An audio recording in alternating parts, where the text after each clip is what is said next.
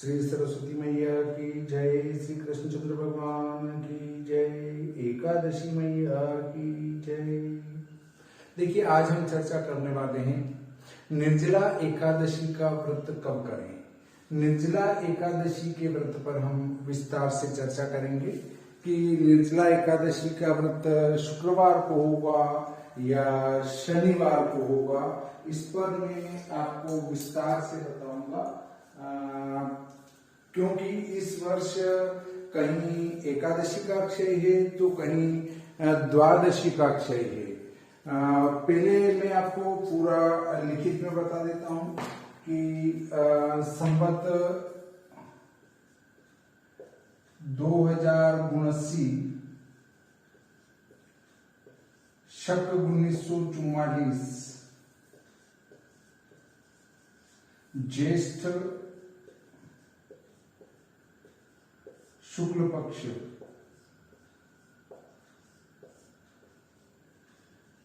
दशम शुक्रवार। दशम शुक्रवार जो है वो प्रातः 7:22 तक है श्री भागा माता पंचांग में, 7:22 तक। उसके बाद एकादशी शुक्रवार है वो 5:43 तक है अगले दिन प्रातः, मतलब 29:43। शुक्रवार जो है, शुक्रवार के दिन 29:43, 24 घटा देंगे तो 5:43। देखिए, शनिवार को सुबह 5:43 मतलब लगभग 5:45 बजे जो है एकादशी समाप्त हो जाएगी। अब जिन स्थानों पर 5:43 के पहले सूर्योदय हो जाएगा उन स्थानों पर एकादशी का क्षय न होते हुए द्वादशी का क्षय होगा, क्योंकि द्वादशी जो है 12 शनिवार,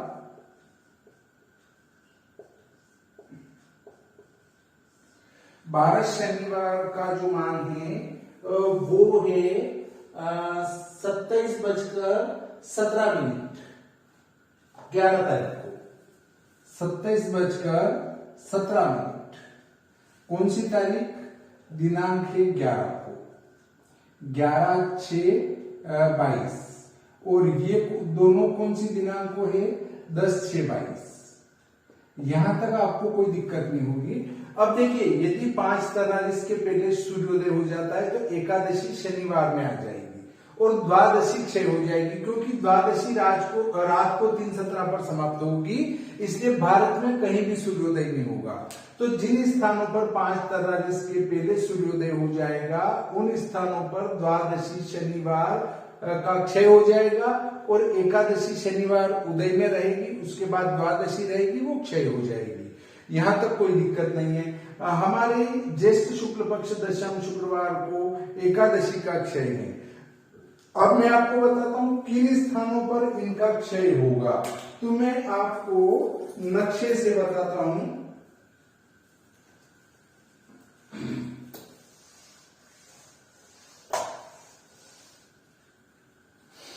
नक्शा ये कहता है कि हनुमानगढ़ से पश्चिम, देखिए माना ये यहां आया हमारा हनुमानगढ़, यहां आया बीकानेर, यहां आया अजमेर, यहां आया नीमच, और उस नीमच के बाद हमारा जो है चेन्नई नीचे आ जाता है बिल्कुल यहां पर। तब हम इससे जो है एक लाइन खींचते हैं, तो ये हनुमानगढ़ है,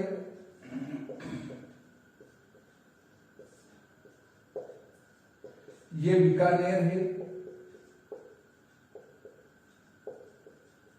ये हमारा अजमेर है, ये नीमच है, और मंदसौर इसी लाइन में, यहां मंदसौर भी आ जाएगा। इधर हमारा यहां चेन्नई है,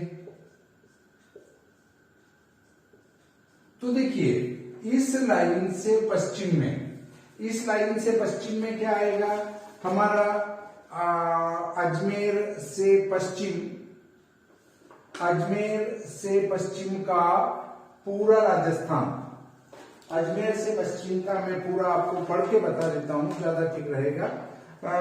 ये देखिए ये हमारा हनुमानगढ़ है, इस हनुमानगढ़ से ये आए हम यहाँ अजमेर, अजमेर से सीधे आए ये नीमच। तो आधे से ज्यादा राजस्थान पश्चिमी राजस्थान, पश्चिमी राजस्थान हमारा उदयपुर, जोधपुर, बाड़मेर, बीकानेर, जैसलमेर ये, और इधर हमारा पूरा गुजरात, मध्य और पश्चिमी महाराष्ट्र, आधा हैदराबाद, आंध्र प्रदेश में हैदराबाद से पूर्व का भाग को छोड़कर, मतलब कुल मिलाकर ये पश्चिमी राजस्थान, गुजरात, मध्य पश्चिमी महाराष्ट्र, कर्नाटक, तमिलनाडु, केरल, है ना, ये सब में जो है हमारी एकादशी का क्षय होगा, एकादशी क्षय इन भागों में जो मैंने आपको बताया। अब द्वादशी का क्षय, द्वादशी का क्षय इधर होगा, द्वादशी क्षय, द्वादशी क्षय कहां पे होगा?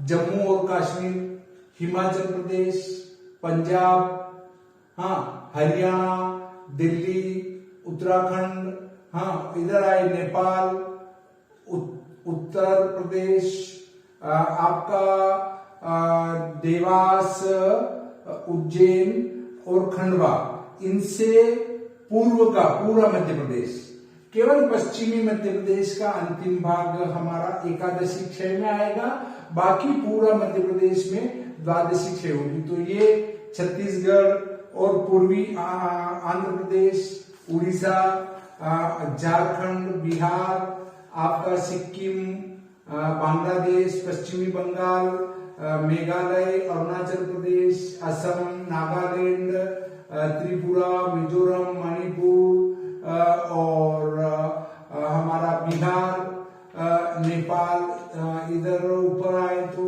हमारा भूटान, इन सब में द्वादशी का क्षय होगा। इनमें द्वादशी का क्षय, इनमें एकादशी का क्षय। तो अब आप कहेंगे फिर व्रत कब करें?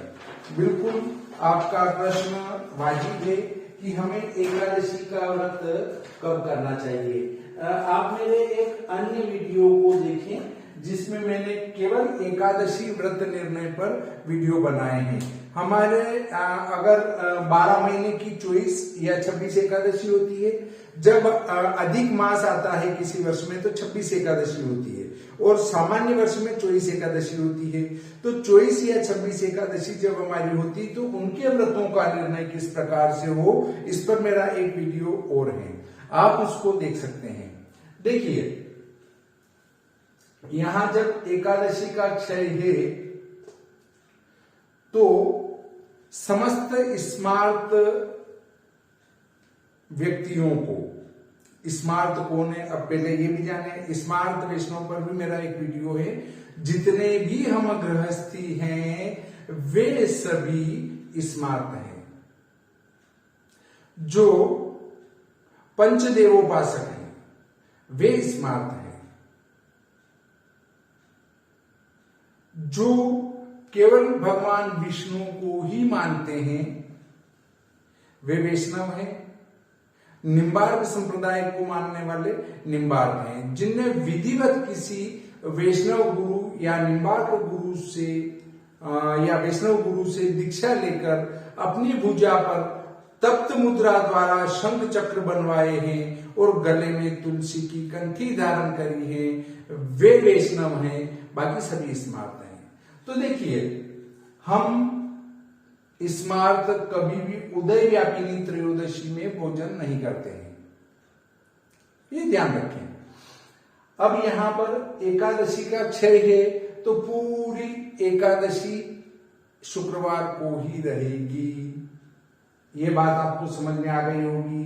अब जहां पर इस क्षेत्र में 5:43 के पहले सूर्योदय हो जाएगा, 5:43 के पहले सूर्योदय हो जाएगा, तो यहां पर शनिवार 11 शनिवार हो जाएगा।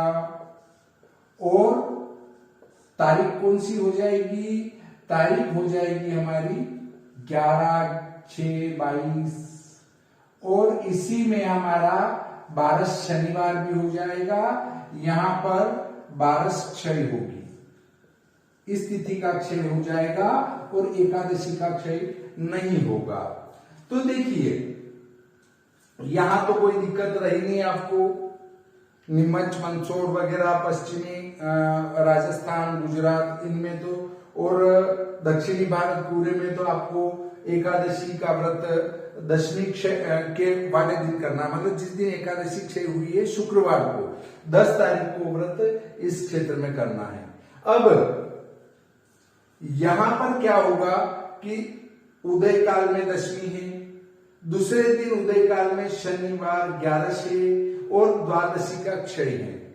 यदि हम व्रत इस दिन करते हैं, मतलब 11 जून को एकादशी का व्रत इधर वाले करते हैं, तो इनका जो पारना होगा वो त्रयोदशी में जाएगा, क्योंकि द्वादशी तो रात में ही उतर जाएगी शनिवार को।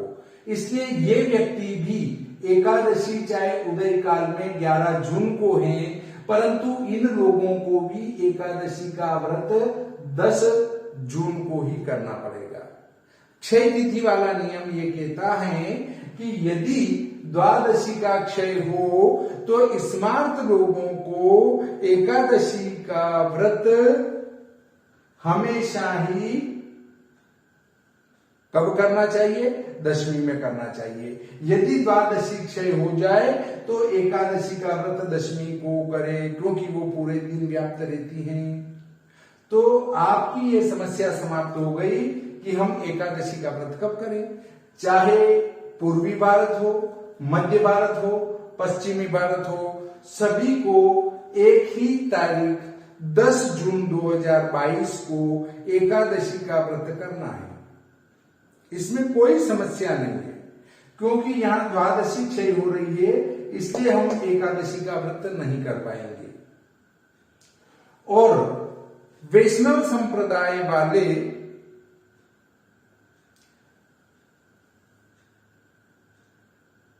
त्रयोदशी में भोजन करते हैं, इसलिए उनको तो एकादशी का व्रत 11 जून को करना है, चाहे इधर हो चाहे इधर हो।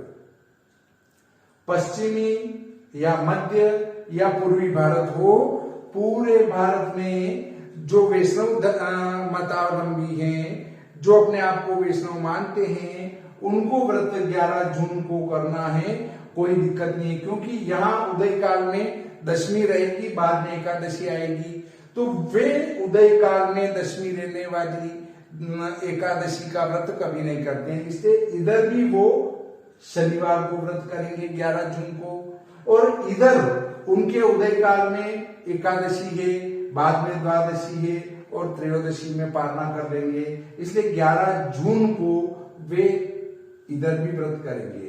तो आपके पास एक नियम हो चुका है, वो ये है कि भारत के किसी भी कोने में आप निवास कर रहे हैं, आपको एकादशी का व्रत दशम शुक्रवार दिनांक 10 जून को करना है, निर्जला एकादशी का व्रत। और जो वैष्णव मतावलंबी हैं या निम्बार्क मतावलंबी हैं, उनको पूरे भारत में 11 जून एकादशी शनिवार या द्वादशी शनिवार को व्रत करना है, उपवास करना है। तो कोई दिक्कत नहीं रही। निम्बार्क और वैष्णव व्रत करेंगे 11 जून को, और आपके जो अन्य बचे स्मार्त मतावलंबी, वे पूरे भारत में एकादशी का व्रत करेंगे 10 जून को। मेरे पास कई फोन आए, कई जानकारी आई कि आपने इस पर अभी तक वीडियो नहीं बनाया, आप शीघ्र इस पर वीडियो बनाएं। तो ये मैंने आपकी जानकारी के लिए वीडियो बनाया है। आप निसंकोच होकर 10 जून को एकादशी का व्रत करें। कोई भी ब्राह्मण वैष्णव नहीं हो सकता है। क्यों नहीं हो सकता? क्योंकि ब्राह्मण गणेश जी की भी उपासना करते हैं, विष्णु भगवान की भी करते हैं, शिव जी की भी करते हैं, दुर्गा माता की भी करते हैं, भैरव जी की भी करते हैं, अन्य देवताओं की भी आराधना करते हैं, वे दूसरे मंत्रों का भी उच्चारण करते हैं। इसलिए कोई ब्राह्मण कहता है कि मैं तो वैष्णव हूं, तो ये बात हजम होने लायक नहीं है। ब्राह्मण तो हमेशा ही स्मार्त ही हुआ करते हैं। इसलिए ब्राह्मण तो समस्त स्मार्त हैं। अगर कोई वैष्णव करता है अपने आप को, तो उनको ब्राह्मण न मानते हुए वैष्णव मान लेना चाहिए, क्योंकि वे ब्राह्मण नहीं है। ब्राह्मण तो सभी में समत्व भाव रखते हैं। चाहे भगवान विष्णु हो, उनकी भी उपासना करते हैं, शिव जी हो उनकी भी करते हैं, ब्रह्मा जी हो उनकी भी करते हैं, दुर्गा माता की भी करते हैं। तो वो सभी देवताओं की उपासना करते हैं, इसलिए वे वैष्णव नहीं है। तो इस प्रकार आपका जो समाधान हो चुका होगा, ऐसी आशा के साथ ही मैं आज का ये प्रकरण यहीं समाप्त करता हूं। श्री सरस्वती मैया की जय, श्री कृष्णचंद्र भगवान की जय, एकादशी मैया की जय।